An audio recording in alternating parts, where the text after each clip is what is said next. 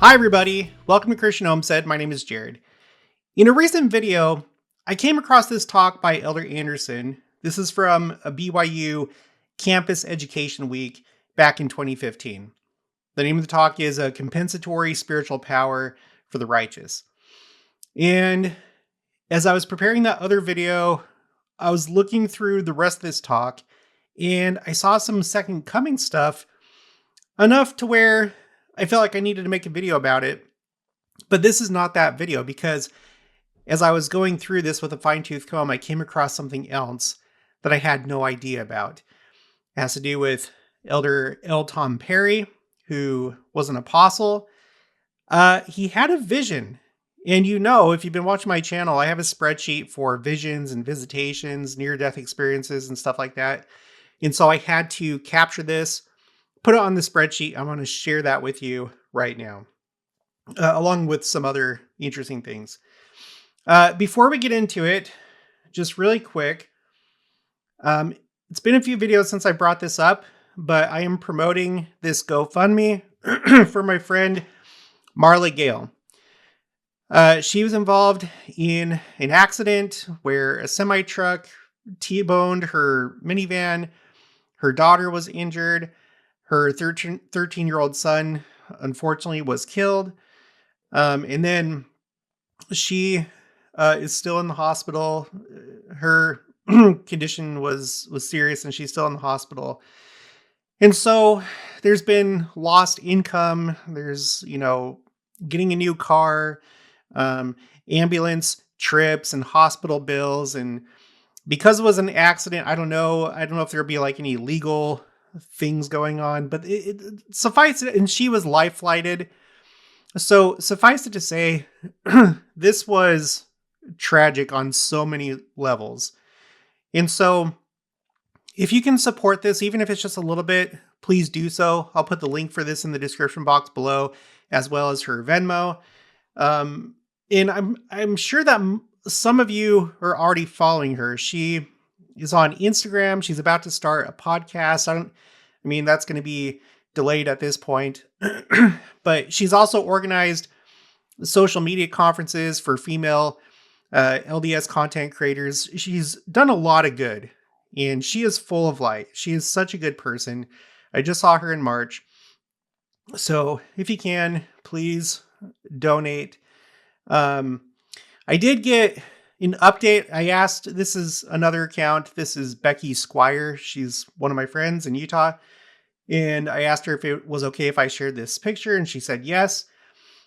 Her, and then you have Courtney, and then Shayla with LDS Prepper Girl. They went and visited her. I asked how she was doing. And by the way, today, the day that I'm making this is the 19th. Becky said she's okay. She's still heavily sedated and has a concussion, so not sure how much she will remember. She's really strong. I'm afraid when she's more aware, it will hit her hard, though. So just if you can donate, please do so. Also, please make sure to pray that her family can just get through this. You think about times in your life when things were really hard, and you just want to get through it as smoothly as possible. And we should do that for others if we can help it. The people in our lives, we should help them get through their trials, be there with them, mourn with them, because that's what you would want for you, right? And so let's do it for others and be disciples of Jesus Christ. There have been times in my life where I've had tragedies strike, and the Lord has been there. And I can think of a couple times where things did go as smoothly as possible. And I credit that to my membership in the church, having my endowments, having prayers for me on my behalf. And that's what I would want for everybody that goes through really serious things like this. So let's please try and make this as smooth as possible for her and her family. Okay. So back to this. So right at the beginning of the talk, this is Elder Andersen. He says, My dear brothers and sisters, I am humbled to stand before you. Many of you will know that the first presidency originally assigned Elder L. Tom Perry to speak here today. I am honored to stand in his place. In the past 90 days, we have witnessed, as President Russell M. Nelson likes to say, the graduation, quote unquote, of two extraordinary apostles of the Lord Jesus Christ. Just to be clear, at this time in 2015, President Nelson was president of the Quorum of the 12 Apostles. Okay, President Boyd K. Packer was made a general authority just after my 10th birthday. Elder L. Tom Perry was ordained an apostle before my wife Kathy and I were married, as we were students here at Brigham Young University. For more than 40 years, they sat together in the Quorum of the 12, and for more than half that time, they sat next to one another. President Packer, with a smile, would say that the Lord put Elder Perry next to him to kick him in the ankles when he got out of line. During those many decades, they moved across the world and used every opportunity to testify the divine mission of the Lord Jesus Christ and of the restoration of his gospel. And as they bore witness of him, he refined them, purified them, and sanctified them. President Packer, who was by nature a very private man, would lament at times that members of the Quorum of the 12 were destined to die on stage. President Packer had a very quick wit. One Thursday morning before our meeting began in the temple, Elder Perry was conversing with me at the junior end of the semicircle of chairs. President Packer, speaking in a cheerful voice so all could hear, said, "Tom, come up here where you belong. 10 good men have died to put you in this chair." They each moved through the veil with dignity and spiritual power. Okay, here we go. You see the red and the yellow highlights. On the week that Elder Perry passed away, he attended our meeting on Tuesday. On Tuesday night, as recorded by his son, he had a spiritual experience that let him know his time was soon. With Elder Russell M. Nelson on assignment in Eastern Europe, Elder Perry on Wednesday morning called Elder Oaks and Elder Ballard to his apartment. He told them his time was short and he would not be coming back into the office. Now, this is all that he tells about the story, simply that he had a spiritual experience that let him know that his time was soon. When I was preparing this video, I was going through my spreadsheet of visions and visitations, and I came across this quote that I've been looking for. I think I first wanted to find it after my friend Troy with the last dispensation passed away, but I couldn't find it. I didn't know where. I knew it was somewhere on my spreadsheets. Well, it was on this spreadsheet for visions and visitations. I want to read this to you before we continue. So I can find it again. I put it on my spreadsheet called Quotes A through Z. I created a new row, the new row 147 for death. And this comes from President Ezra Taft Benson. This is from the Teachings of the Teachings of Ezra Taft Benson, published in 1988. Later in that same community, I formed an acquaintance with another great temple worker, my mother-in-law, Barbara Smith Amuson. She had spent 23 years officiating at the Logan Temple. So thin is the veil that this good woman knew the time she was going to leave. She announced on Thursday or Friday that the following Thursday she would be leaving mortal life. Wow. So she knew the day that she would be departing. We've read some other stories like this that are also on my quotes about visions and visitations that sometimes people know exactly. I have another story. It's the granddaughter or maybe the niece, I can't remember, of President Lorenzo Snow. She was visited by somebody, or I think a couple people on the other side of the veil, and they told her that they were coming back to get her at 10 o'clock the next day at 10 a.m. And so she stayed up all night, asked for help with like brushing her hair. She wanted to like be ready, with her appearance, even though she knew she was going to be dying. Um, but continuing, she had had a dream or a vision of her husband telling her it was her time to go. It is my feeling that every good and righteous person has a specific time to go. I don't think it applies to everyone. And I don't know about you, but I think that's true. I think that's true because the reason that we're here for a few different reasons. We're here to obtain a mortal body, a physical body. That's one. We're also here. Part of what we do here is we find an eternal companion. But one of the big things that's happening here in probation is that we're being tested. We're on probation. We're working out our salvation. We're determining where we're going to end up in eternity. It's a test.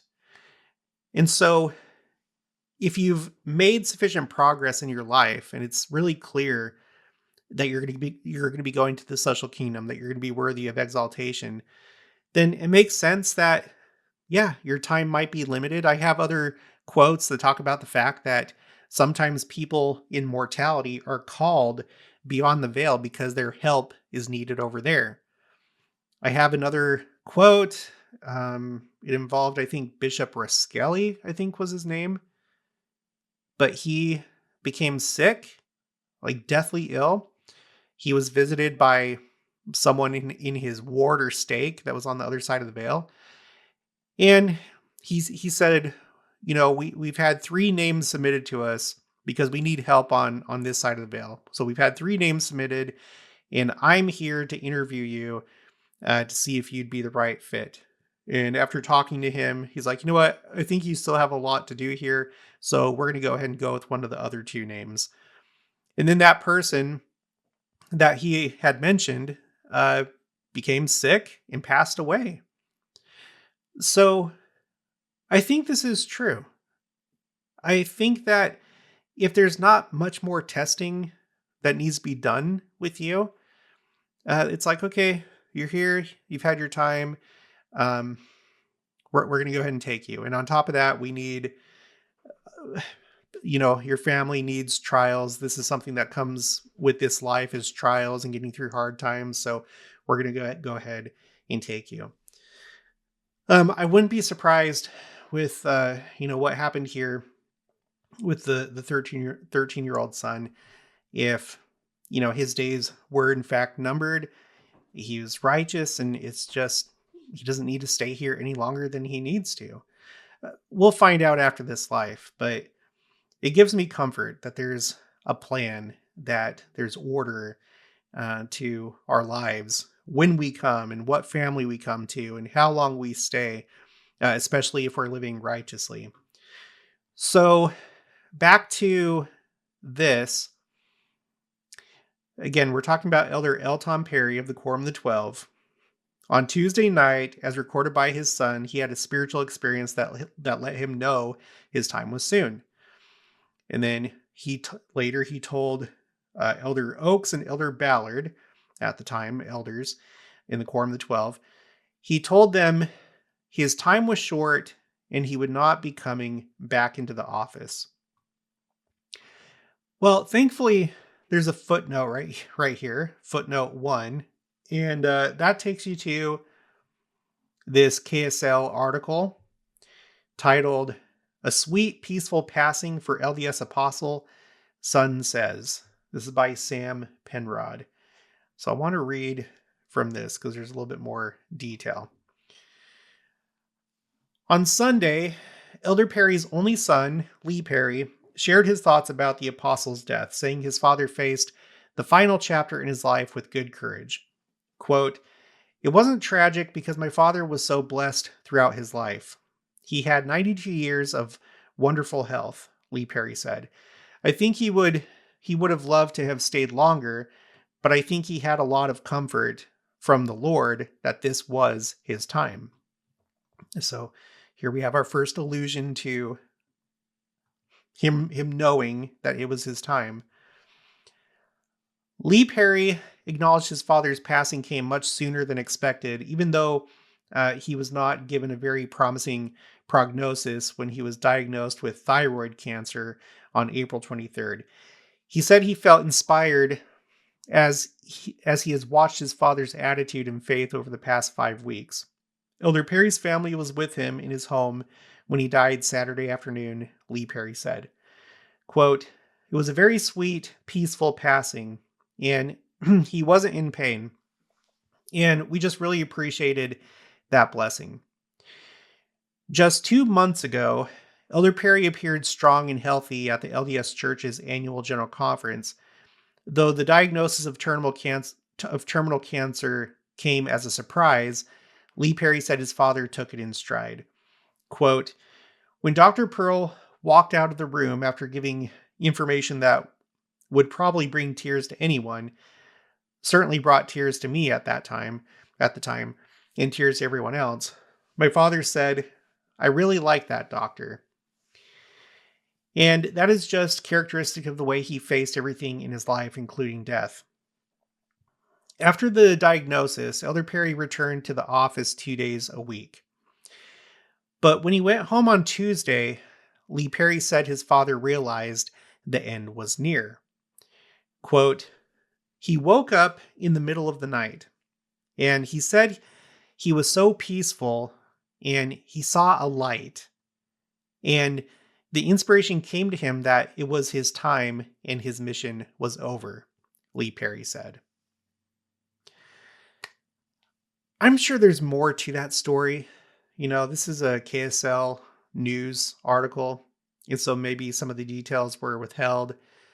I wouldn't be surprised if it showed up in a book about his life. I was talking to Grok about it, and it said that there's like a couple books about Elton Perry, a volume 1 and volume 2. And volume 2 covers the last part of his life until his passing.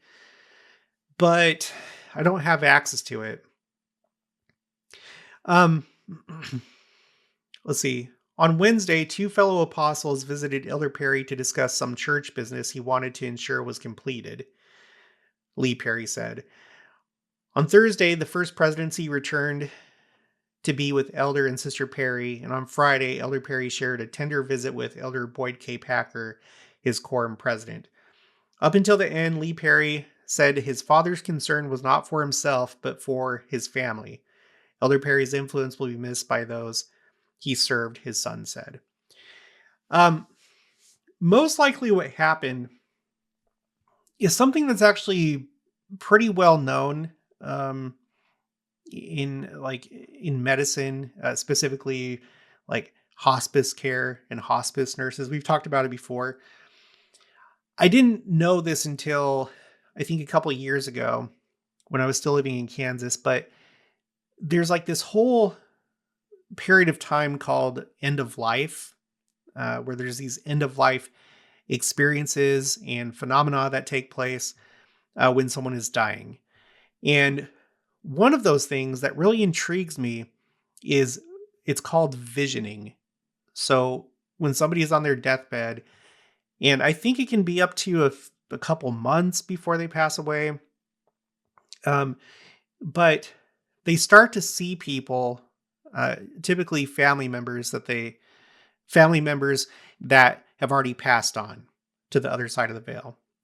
And it's been observed many, many, many, many times. There's one of my viewers, Amanda in Oklahoma. We may still do an interview. I don't know. But she's the one that told me about this. And she has seen it. And if you go on YouTube, TikTok, I'm sure on Instagram, there's these hospice nurses that talk about this, about how their patients experience visioning. And there's video of it. This is one of my favorite videos, actually. I'm not going to play it, but I'll put the link in the description box below.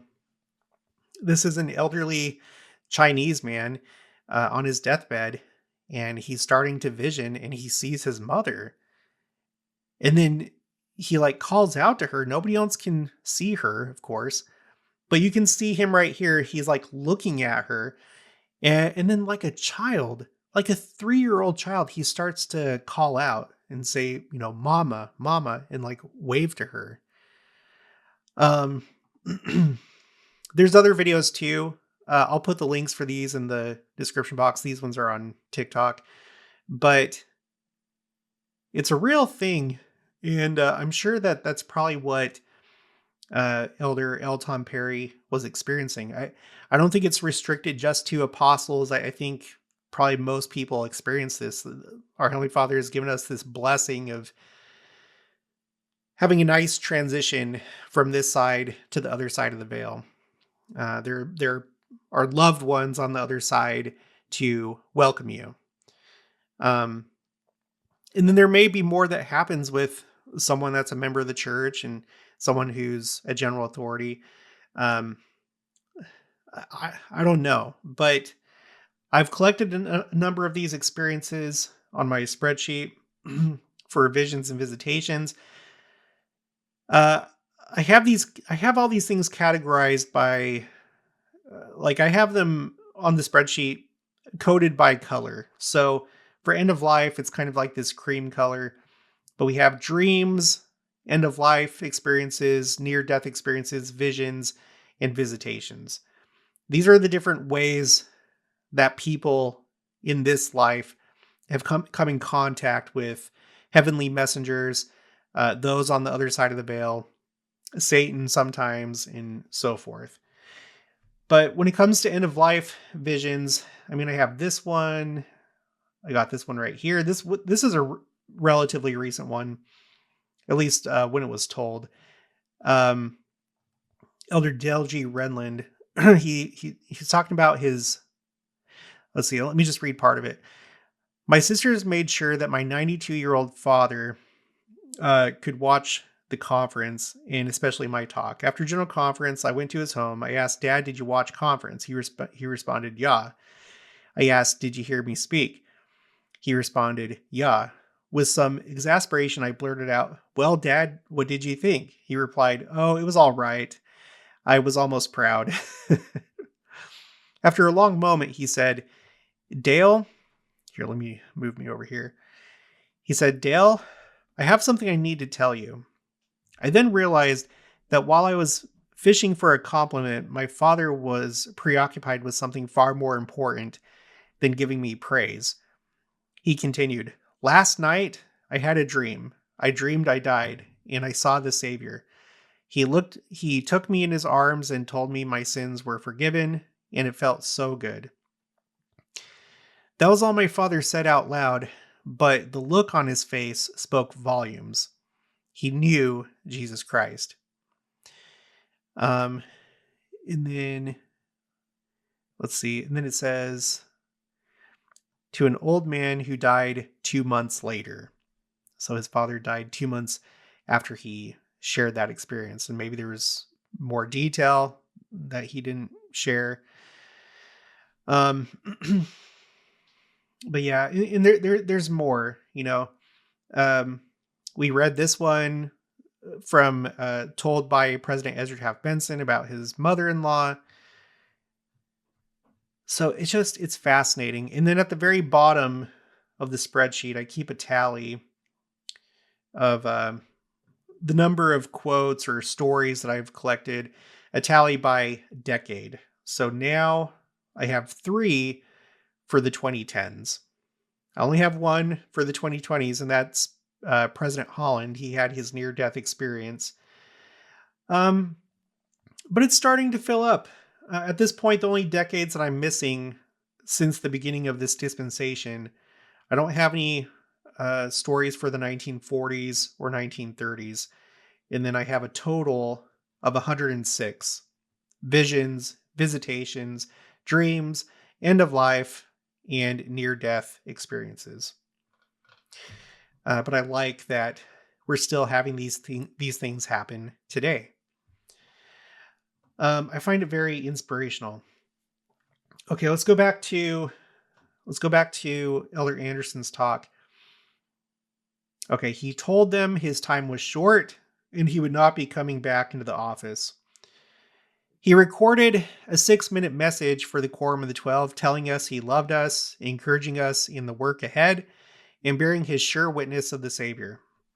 We were sobered as the recording was played for us Thursday morning in the temple. The First Presidency went Thursday afternoon to say their goodbyes to their dear friend. Elder Nelson called Elder Perry from Bulgaria Thursday evening. On Friday morning, President Packer rose from his feeble condition and traveled to Elder Perry's apartment to say goodbye. They reflected on their many years together. President Packer reminded him that Elder Perry had always said that he wanted to go through the veil at least one day before President Packer. They rejoiced that they would soon see each other on the other side. On Friday afternoon, just after 4 p.m., Kathy and I had a chance to visit with Elder and Sister Perry. Elder Perry was sitting in a comfortable chair, weak but conversant. He asked us, as he did all the members of the 12, to watch over and care for his dear Barbara. Just one thing, again, you guys, let's make sure that we're taking care of the widows. Let's make sure that we're taking care of the people who have recently lost somebody. Again, I think about Marla. I can't imagine the grief that they're going to go through, and that they're already going through with the passing of their son. But please just think about if it was you and how you'd want people to take care of your family after you passed away. Let's see. He expressed his love for us and we expressed our love for him. I told him that in a few years, as I followed him out of this earthly experience, I hope he would be there to greet me. He promised that if given permission, he would.